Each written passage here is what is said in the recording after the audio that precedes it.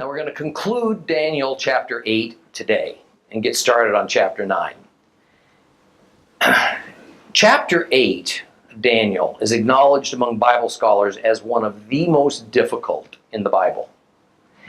However, don't think chapter 9 is going to be a piece of cake. Chapter 9 introduces a whole new element to end times prophecy, a timeline called the 70 weeks of Daniel. And if only it were clearly spelled out and straightforward, but it's not. Now, as I mentioned last time, we are studying the Bible, not prophecy. There's a difference. We are taking prophetic passages in their biblical context, neither adding nor subtracting, and interpreting them within the framework of the chapters they're written. What most believers are used to hearing about the book of Daniel is the teaching of prophecy as a separate topic. And the prophetic passages are removed from their context and their historical setting, and they're kind of set apart as a standalone unit. So for most Western Christians, what you think you know about Daniel, and the book of Revelation for that matter, is based mostly on books written by prophecy teachers, and they consist of verses lifted out of their context, arranged in an order that the author thinks they ought to go, and then copious amounts of personal speculation are mixed in based on doctrines and opinions. Now, we've all seen those Hollywood movies that begin with some on-screen text that says, "This film is based on a true story." Now, the movie maker's hope is that what you'll actually think is, this film is a true story.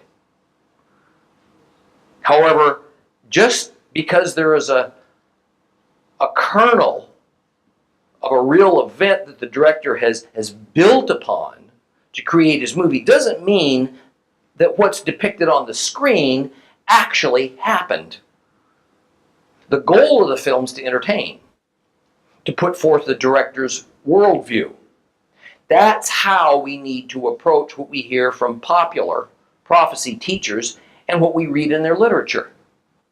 And when we left off last time, we had just discussed Daniel 8, 13, and 14. Now recall that chapter 8 is Daniel's second vision. He had his first vision in chapter 7. So we now have had 3 visions presented to us in the book of Daniel. The vision given to the Gentile king Nebuchadnezzar in chapter 2, and now 2 visions given to Daniel the Jew. There's another one yet to come. And we find that in Daniel 8, verses 13 and 14, there are 2 spiritual beings called holy ones, Echad Kadosh, who are speaking to one another. And the question is asked, how long will the events of this vision last? And specifically, the question refers to how long of a time that the little horn of the male goat, the little horn symbolizes a tyrant, and the male goat symbolizes Greece. So the tyrant of Greece, how long will he cause the morning and evening temple offerings to be suspended? And the answer that is given is 2,300 evenings and mornings. The most usual interpretation of 2,300 evenings and mornings is that it means 2,300 days. And that is because in Genesis 1, it says this. In verse 5, God called the light day, and the darkness he called night. So there was evening, there was morning, one day. However, the definition of 2,300 evenings and mornings ought not to be based on the creation story. Rather, the question is specifically concerning the evening and the morning offerings that the little horn has ordered a halt to. And the answer to how long is 2,300 evenings and mornings. So my opinion is that the 2300 refers to the number of sacrifices that will be missed. And since there are 2 sacrifices per day, then we can extrapolate that the number of days that it goes on for is 1150. 2 sacrifices per day times 1150 days, 2300 evening and morning sacrifices. And indeed, in the mid-2nd century BC, a Greek tyrant named Antiochus Epiphanes ordered a halt to the temple sacrifices. I think this would be an appropriate time to spend just a short time speaking about the infamous Antiochus IV Epiphanes. He was the son of King Antiochus III, but he became a political hostage of the Romans in 188 BC. Epiphanes had an older brother named Seleucus IV, and Seleucus was the heir to their father's throne. When Antiochus III died, his eldest son Seleucus properly assumed the throne. But in a very strange, unlikely series of events, Seleucus made a deal with the Romans.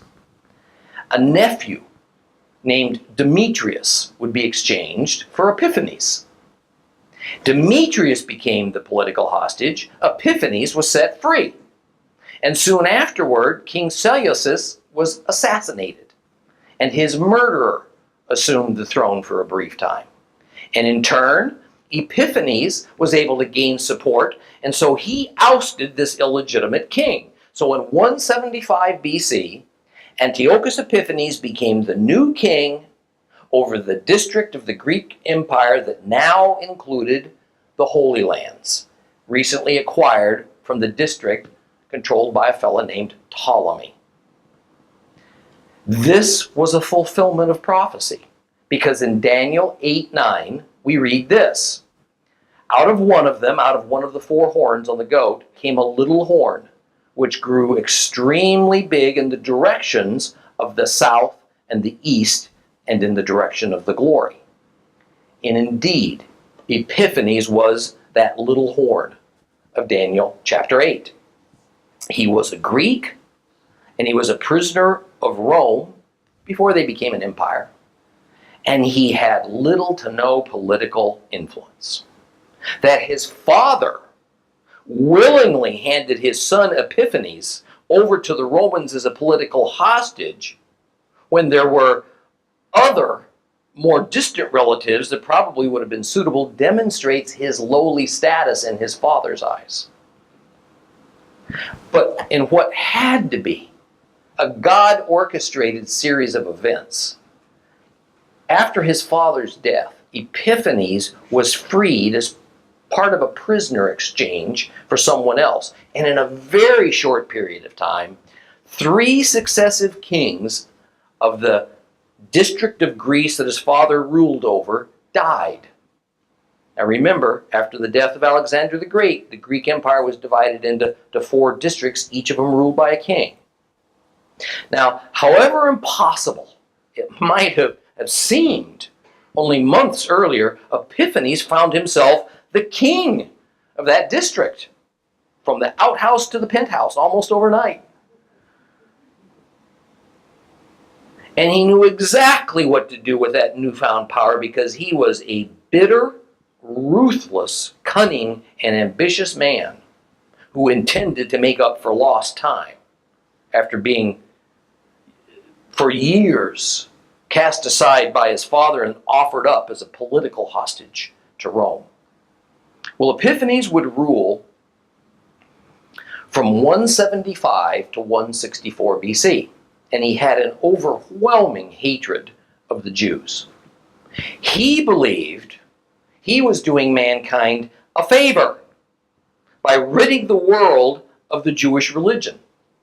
A 1st century BC Greek historian named Diodorus Siculus wrote this about the Greek and Roman viewpoint of what Antiochus Epiphanes did to the Jewish people, and I quote, "Since Epiphanes was shocked by such hatred directed against all mankind, he set himself to break down the Jews' traditional practices.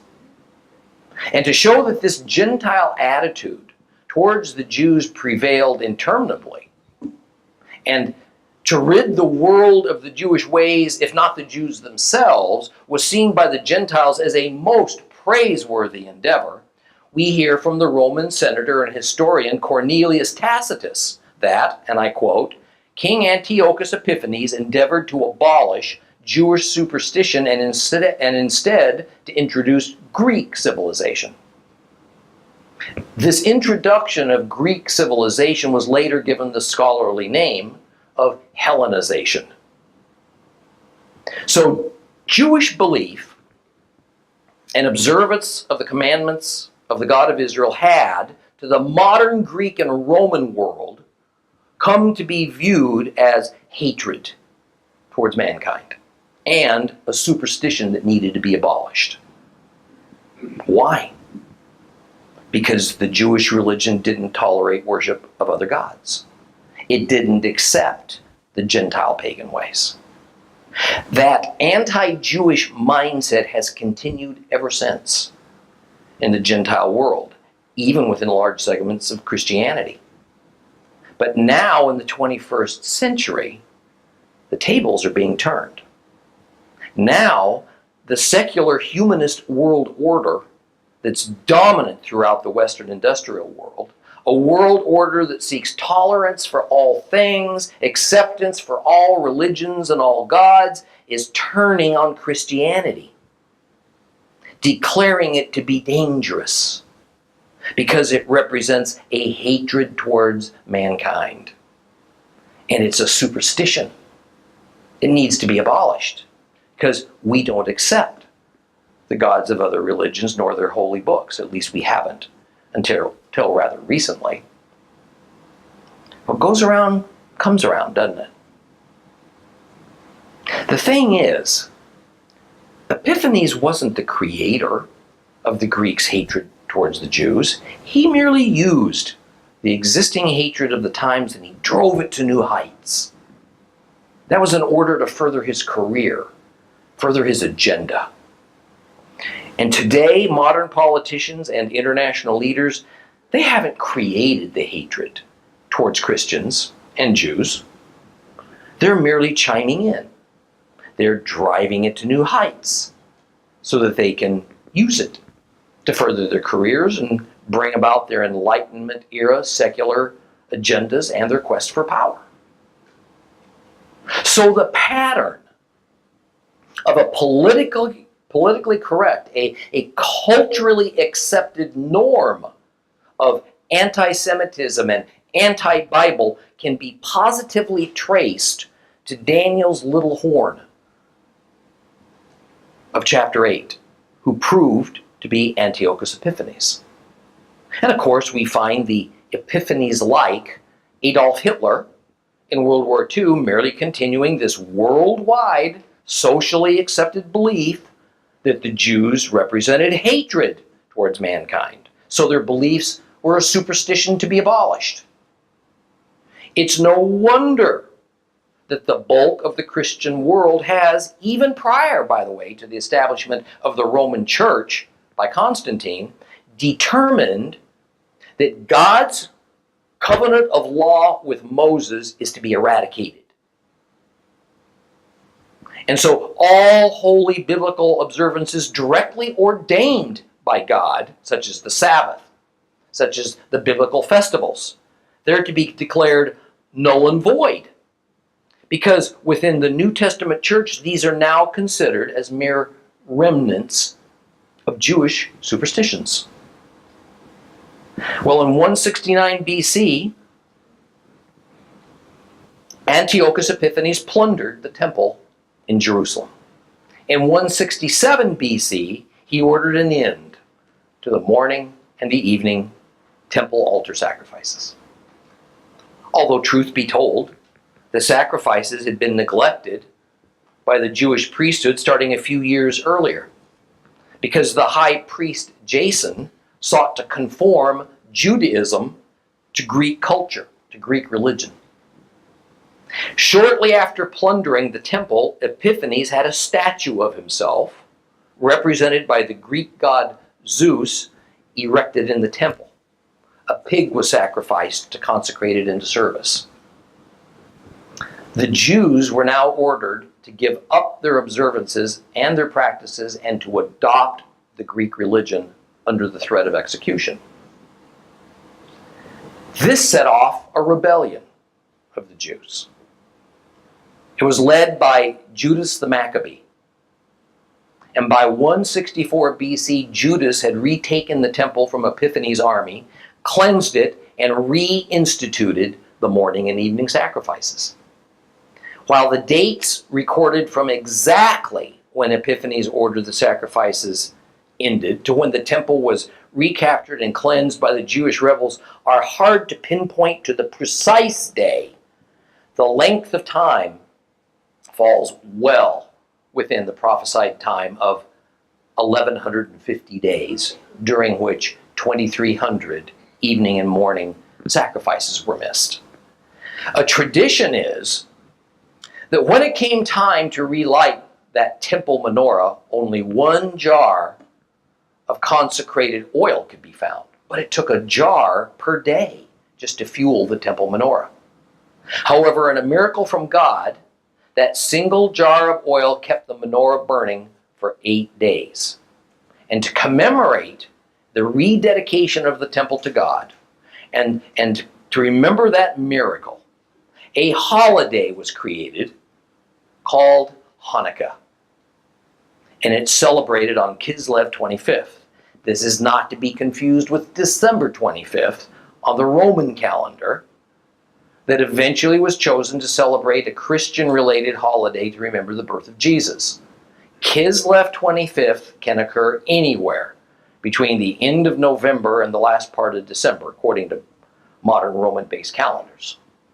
And as part of the commemoration of Hanukkah, and to remember the miracle of the single jar of oil fueling that temple menorah for 8 days, a special 8-branch, or more technically 9-branch, menorah was created called the HANUKKAH. And while we'll find mention of the holiday of Hanukkah in the New Testament, the reason for the day is not explained. And while we'll find the circumstances of the capture and rededication of the temple in 1st and 2nd Maccabees, books that are included in the Catholic Bible, also in some Orthodox Christian Bibles, but not in the Protestant Bible, we won't find mention of the miracle of the oil. It's in the Talmud, in the Gemara, Tractate Shabbat, which we find the story of the jar of oil that allowed the temple menorah to burn for 8 days. There can be no reasonable doubt that Antiochus Epiphanes is the little horn of the goat symbol in Daniel chapter 8. But some theologians will say that Epiphanes is also the little horn of Daniel chapter 7. I say the two little horns can't be the same person, because the goat of Daniel chapter 8 is directly identified as the symbol for the third Gentile world empire, that is Greece. While the beast with the 10 horns of Daniel chapter 7, and then the little horn that sprouts up later, is directly identified as being of the fourth Gentile world empire, which turned out to be Rome. Thus, what we have is that the little horn of chapter 8, the Greek little horn, is positively identified as Antiochus Epiphanes.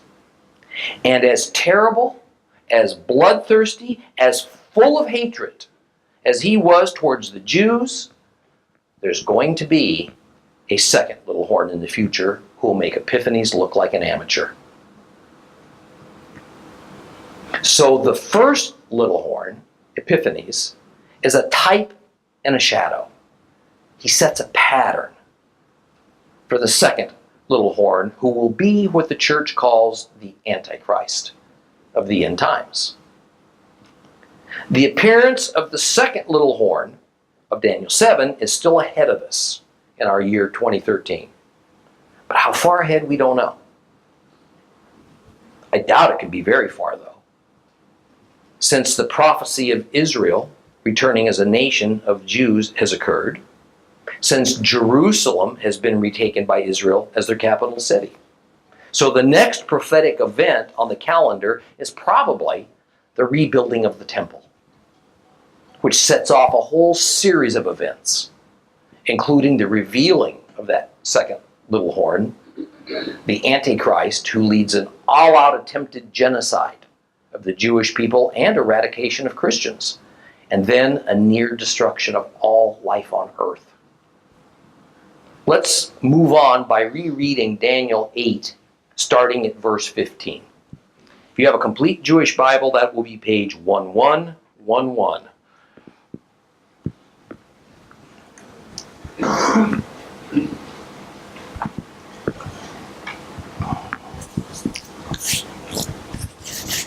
Daniel chapter 8, beginning at verse 15.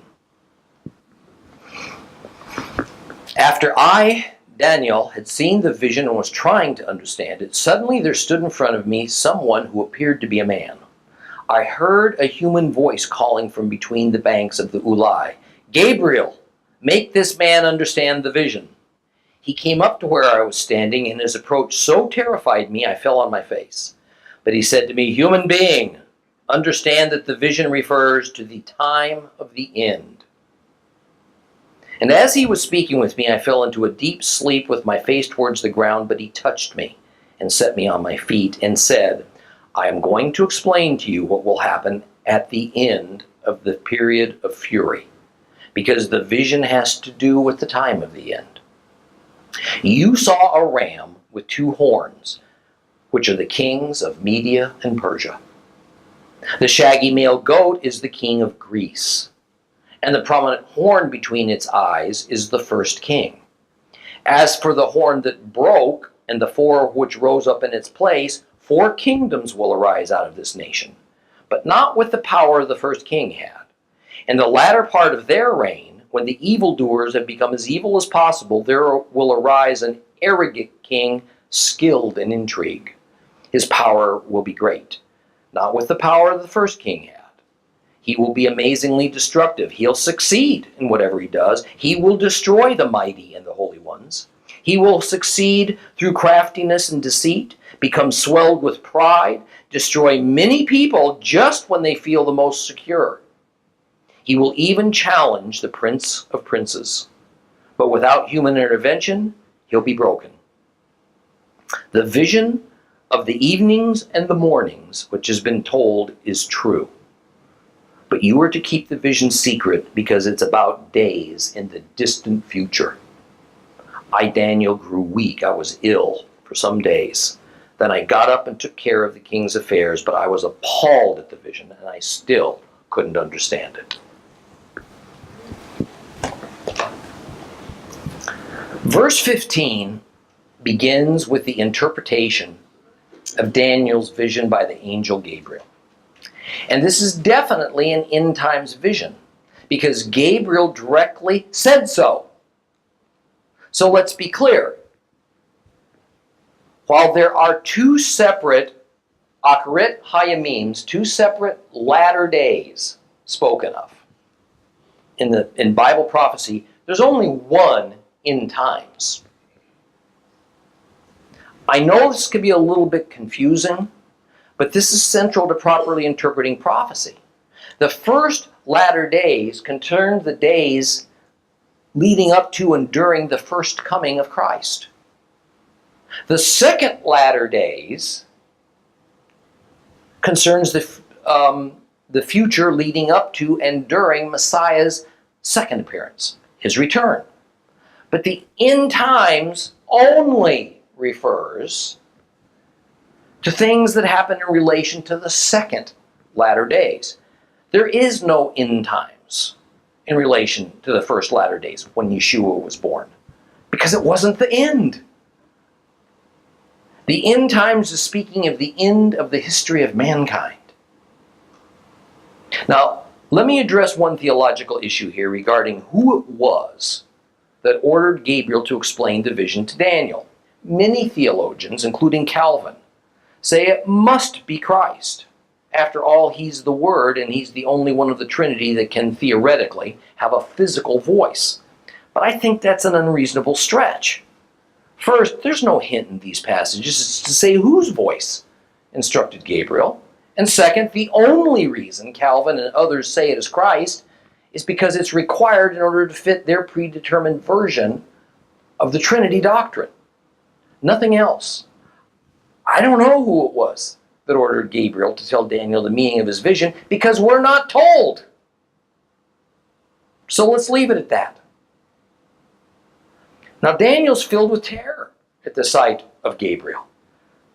And even though Gabriel is said to be like a man in appearance, it's pretty evident that Gabriel's angelic attributes and radiant glory could not be muted, and it shook Daniel to his core.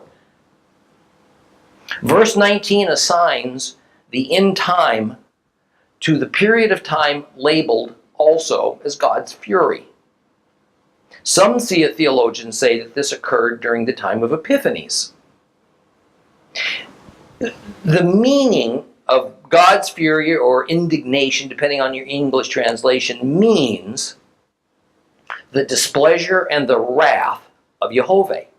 So to put together the terms end times and wrath or fury of God, there's really only one place in the Bible that it fits without twisting the passages all up. And that is when in Revelation we hear of God's wrath being poured out the world over as the end of days draws near.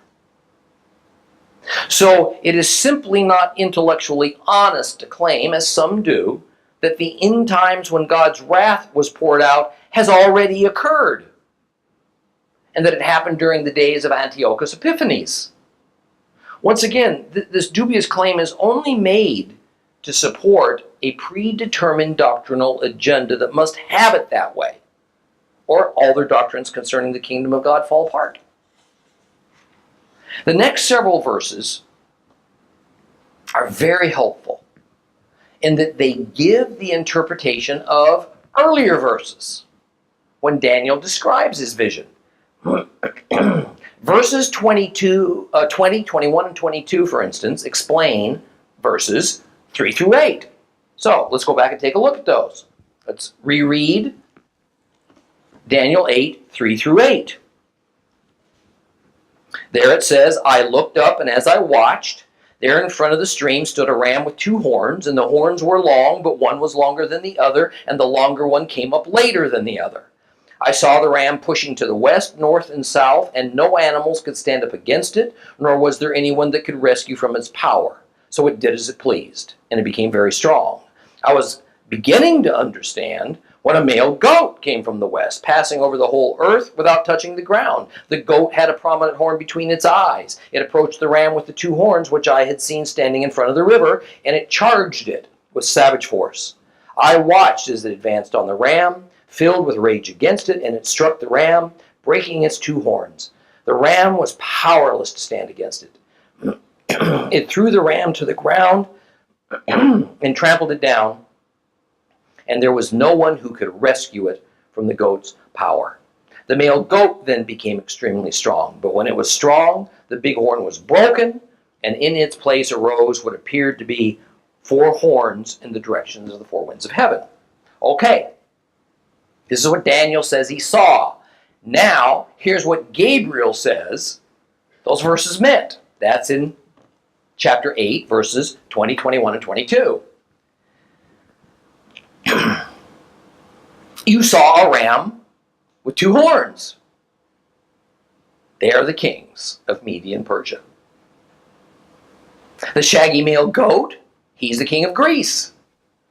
And the prominent horn between its eyes is its first king.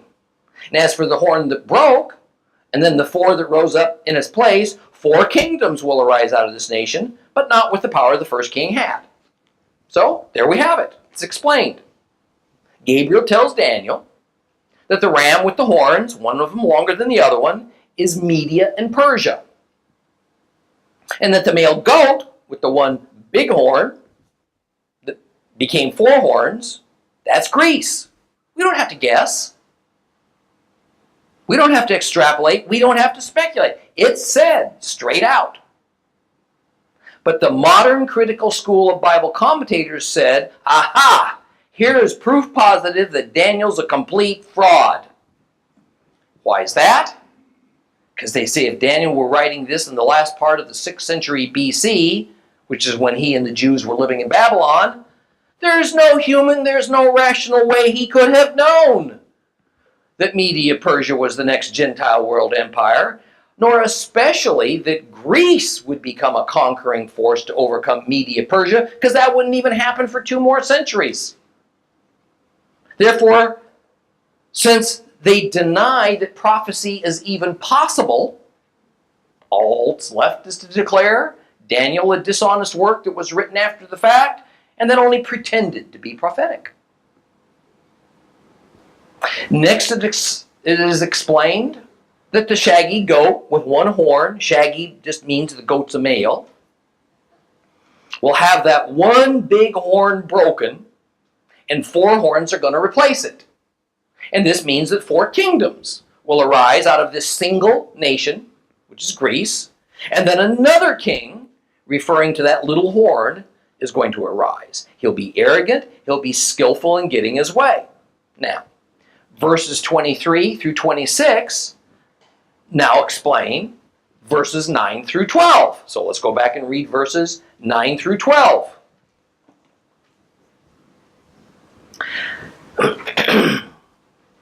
Out of one of them came a little horn, which grew extremely big in the directions of the south and the east and in the direction of the glory.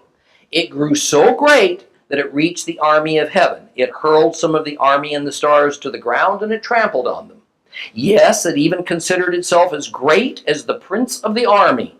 The regular burnt offering was taken away from him, and the place of his sanctuary was thrown down. Through sin, the army was put in its power, along with the regular burnt offering. It flung truth on the ground as it acted, and it prospered. So Gabriel says, verses 23 through 26 are going to explain that. So let's read now verses 23 through 26. In the latter part of their reign, when the evildoers have become as evil as possible, there will arise an arrogant king, skilled in intrigue, and his power will be great, but not with the power the first king had. He will be amazingly destructive. He will succeed in whatever he does, and he will destroy the mighty and the holy ones. He will succeed through craftiness and deceit. He'll become swelled with pride, destroy many people just when they feel the most secure. He'll even challenge the prince of princes, but without human intervention, he'll be broken. And the vision of the evening and mornings which has been told is true. But you are to keep the vision secret because it's about days in the distant future.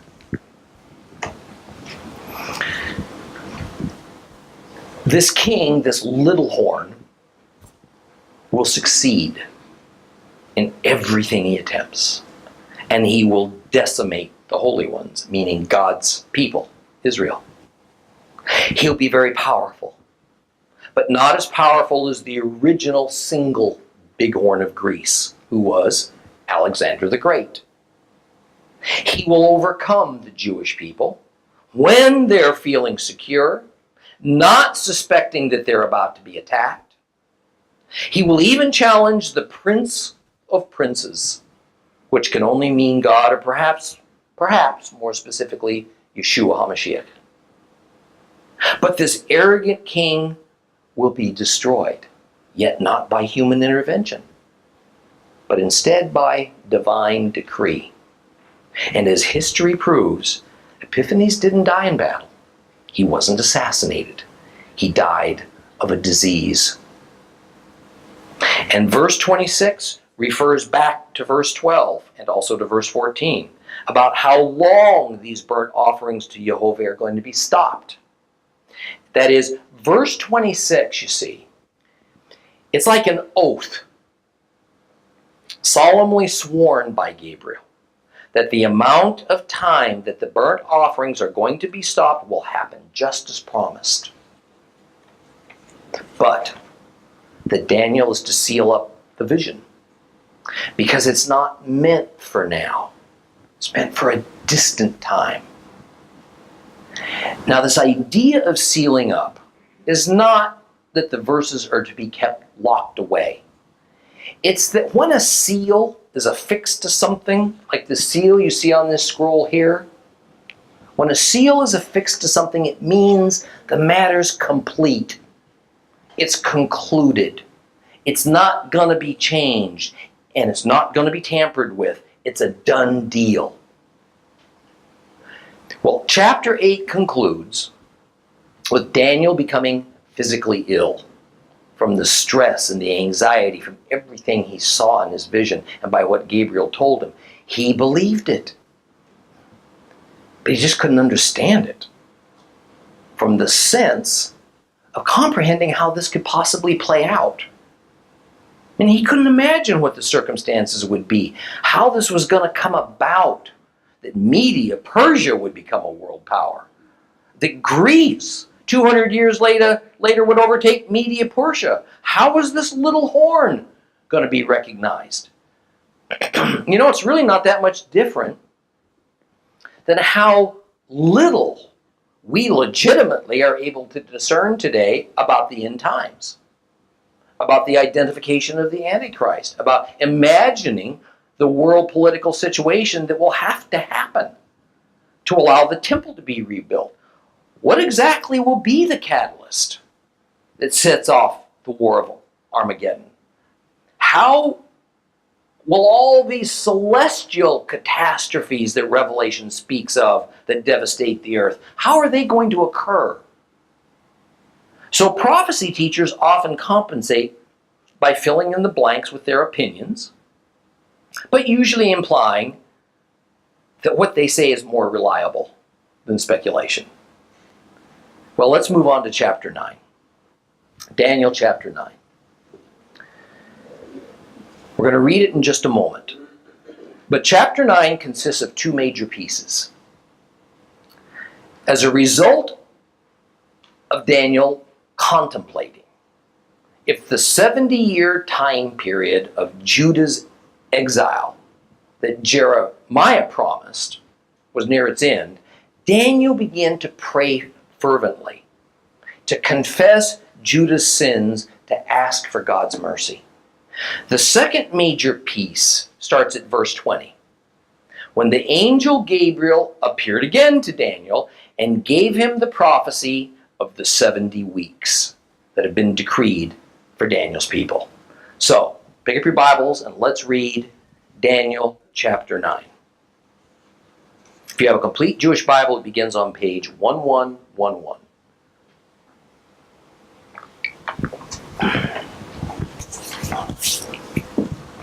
In the first year of Darius, the son of Achashverosh, a Mede by birth, who was made king over the kingdom of the Kasdim, in the first year of his reign, I, Daniel, was reading the scriptures, and I was thinking about the number of years which Adonai had told Jeremiah the prophet would be the period of Jerusalem's desolation, 70 years.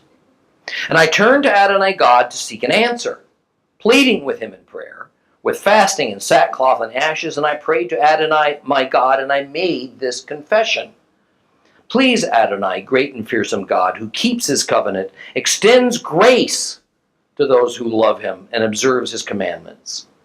We have sinned, done wrong, acted wickedly, rebelled, turned away from your commandments and your rulings. We have not listened to your servants, the prophets, who spoke in your name to our kings, our leaders, our ancestors, to all the people of the land. To you, Adonai, belongs righteousness, but to us today belongs shame.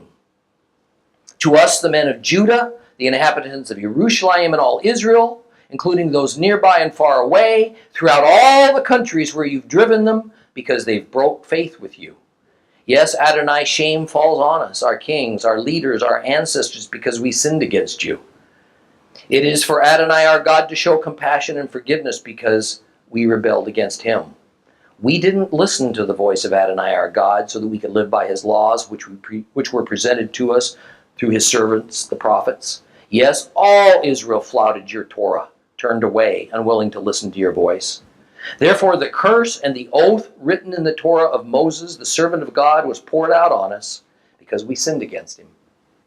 He carried out the threats he spoke against us and against our judges who judged us by bringing upon us disaster so great that under all of heaven nothing has been done like what has been done to Jerusalem. As written in the Torah of Moses, this whole disaster came upon us. Yet we did not appease Adonai our God by renouncing our wrongdoing and by discerning your truth. So Adonai watched for the right moment to bring this disaster upon us, for Adonai our God was just in everything he did, yet we didn't listen when he spoke. Now Adonai our God, who brought your people out of the land of Egypt with a strong hand, thereby winning renown for yourself, as is the case today, we sinned. We acted wickedly. Adonai, in keeping with all your justice, please allow your anger and fury to be turned away from your city, Jerusalem, your holy mountain, because it's due to our sins, the wrongdoings of our ancestors, that Jerusalem and your people have become the objects of scorn among everyone around us. Therefore, our God, listen to the prayer and pleadings of your servant and cause your face to shine on your desolated sanctuary for your own sake. My God, turn your ear and hear, open your eyes and see how desolated we are, as well as the city which bears your name. For we plead with you not because of our own righteousness, but because of your compassion. Adonai, hear. Adonai, forgive. Adonai, pay attention. Don't delay action. For your own sake, my God, because your city and your people bear your name. And while I was speaking and praying and confessing my own sin and the sin of my people Israel, and pleading before Adonai my God for the holy mountain of my God, yes, while I was speaking in prayer, the man Gabriel, who I had seen in the vision at the beginning, swooped down on me in full flight at about the time of the evening sacrifice. And he explained things to me. And he said, I have come now, Daniel, to enable you to understand this vision clearly. At the beginning of your prayers, an answer was given. And I have come to say what it is because you are greatly loved. Therefore, look into this answer and understand the vision. 70 weeks has been decreed for your people and for your holy city for putting an end to the transgression, for making an end of sin, for forgiving iniquity, for bringing in everlasting justice, for setting the seal on vision and prophet, and for anointing the especially holy place. Know therefore and discern that 7 weeks will elapse between the issuing of the decree to restore and rebuild Jerusalem until an anointed prince comes. It will remain built for 62 weeks with open spaces and moats, but these will be troubled times. Then after the 62 weeks, Mashiach, Messiah, will be cut off and have nothing. The people of a prince yet to come will destroy the city and the sanctuary, but his end will come with a flood, and desolations are decreed until the war is over. He'll make a strong covenant with leaders for 1 week. For half of the week, he'll put a stop to the sacrifice and the grain offering. On the wing of detestable things, the desolator will come and continue until the already decreed destruction is poured out on the desolator.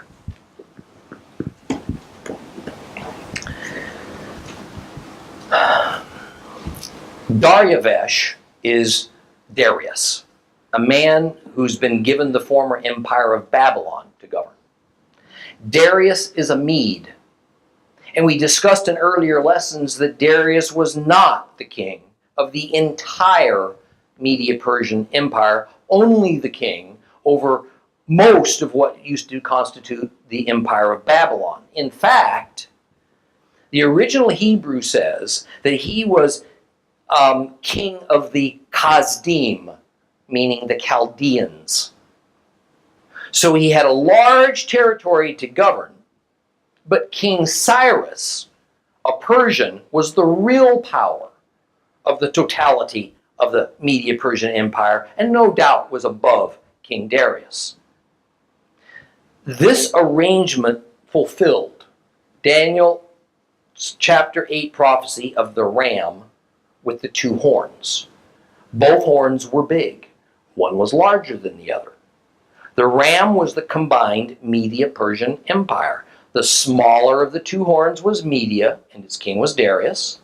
The larger was Persia. Its king was Cyrus. Daniel had been a captive in Babylon. Since the first wave of Judeans were taken from Judah by Nebuchadnezzar decades earlier, around 606 BC. He was an old man by now. He had lived out his entire adult life in Babylon and in service to Babylon. But now his service was transferred to his new master, the Median king Darius, because Media Persia had conquered Babylon. Daniel knew the biblical prophecies well, and he thought that perhaps the time had come to expect the release of his fellow Jews to return to their homeland, mercifully, finally bringing an end to their shameful captivity. Listen to Jeremiah 25, 9 through 11. I'm going to send for all the families of the north, says Adonai, and for my servant Nebuchadnezzar, the king of Babel, and bring them against this land and against its inhabitants and against all the surrounding nations. I will completely destroy them, making them an object of horror and ridicule, of perpetual ruin. Moreover, I will silence among them the sounds of joy and gladness, the voices of bridegroom and bride, the grinding of millstones and the light of lamps. The entire land will become a ruin, a waste, and these nations will serve the king of Babel for 70 years. And yet Daniel, you see, he didn't see any signs whatsoever that release was imminent. Nothing was happening that said that the Jews' return to their homeland was at hand. Faith, and faith alone, was on his side. He believed the prophets. Such was exactly the sense of that wonderful New Testament verse that so many Christians have held tightly onto when all else seemed futile and hopeless.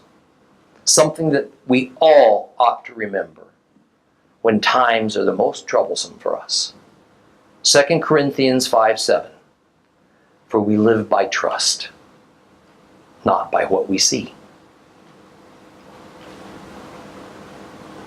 Amidst dozens of gods, of scores of nations, Daniel now seeks the God. The God of Abraham, Isaac, and Jacob. The true God of heaven and earth.